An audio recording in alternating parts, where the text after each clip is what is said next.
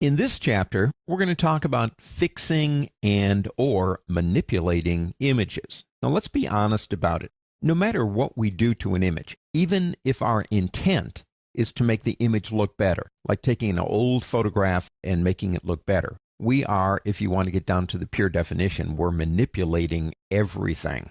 So it's the intent of what we want to do.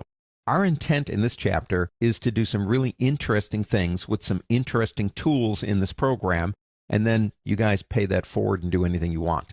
I have an image open from your working folder. It is 454_3010407 PSD. It is a photo spin image, but I've doctored it up a little bit. I have another layer over here, if you notice, and it's got a flag in it, and that happens to be the American flag. You can choose your very own flag if you want to. What I want to do is show you something called displace. So we're kind of kicking off the chapter with a little bit of fun here, I do think, because this is a fun one. When we're going through these steps of putting the flag on the brick wall using displace, I want you to think of other ways you might apply this. For example, you ever see people that have their faces painted, like say at a football game? Think of having a close-up of a face and doing exactly what I'm going to show you here in doing it on a brick wall. The permutations of using displace are actually kind of cool. Let's start out by deciding what we need to do. If I open up flag, I want the flag to look like it's on the brick wall. Now I could change the opacity here, but you can see it doesn't look like it's on the brick wall. It looks like I'm changing the opacity of the image. It looks too good. No matter what we do, let me bring that back here. It just looks too good, too straight, too pretty. We have to fix that. What we're going to do is create a displacement map.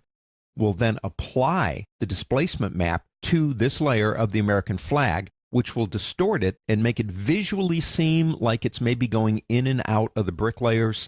And then we'll use a little bit of magic on blending modes and opacity to kind of seal the deal. So let's do this. Let's make our displacement map. We do need another document. This is going to be very easy. I am in the Essentials workspace. So I have access through Essentials to this button right here, which is History. If you don't have access to History, go up to the word Window and get it.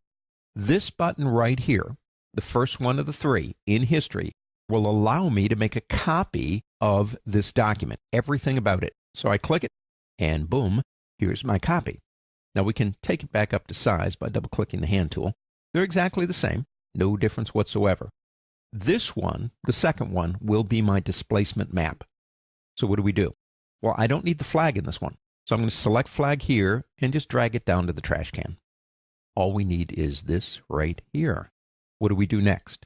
Displacement maps key to displacing the image using shades of gray. Let me go ahead and close this. We don't need that anymore. So go Image, go into Adjustments, and do something as simple as a desaturate. Now you could try other methods to get it into grayscale. That's up to you. But this one works pretty good. Now that's all we have to do. That's it. We need to save it with a good name and put it somewhere where we can find it. So let's go up to the word File and go down to Save As, and I will call it Displace. Now I'm going to put mine on the desktop so I can find it easy. You might want to put this in your working folder with the other images. That would be fine too. Just as long as you know where it is, that's all that matters. Click Save.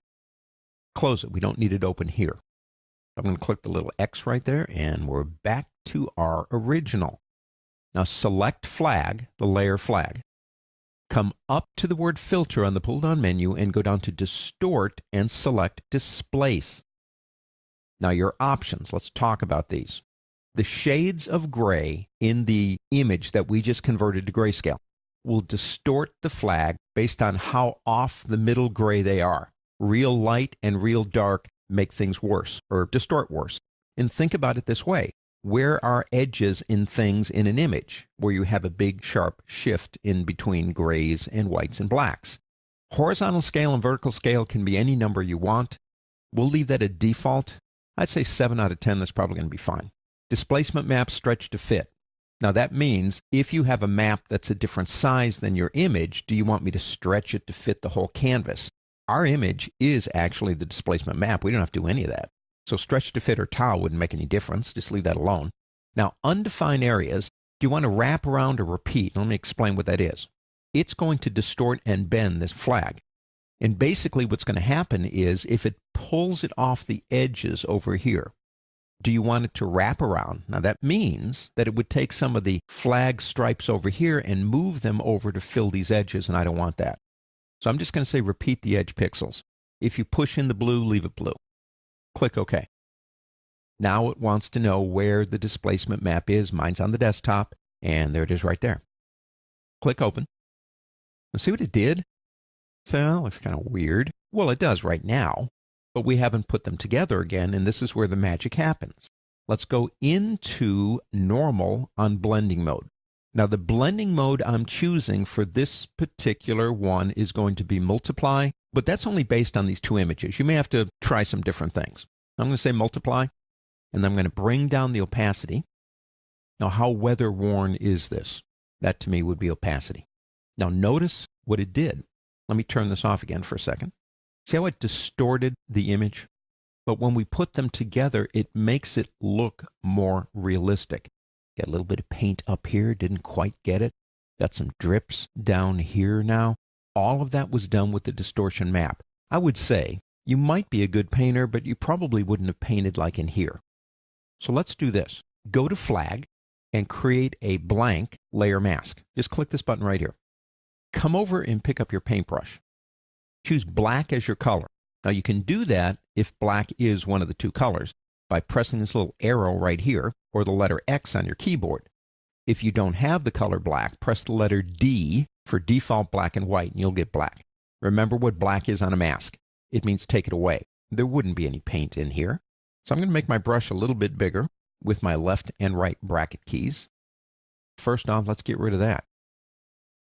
Incidentally, the cool thing is since I chose the Multiply blending mode, these areas were black.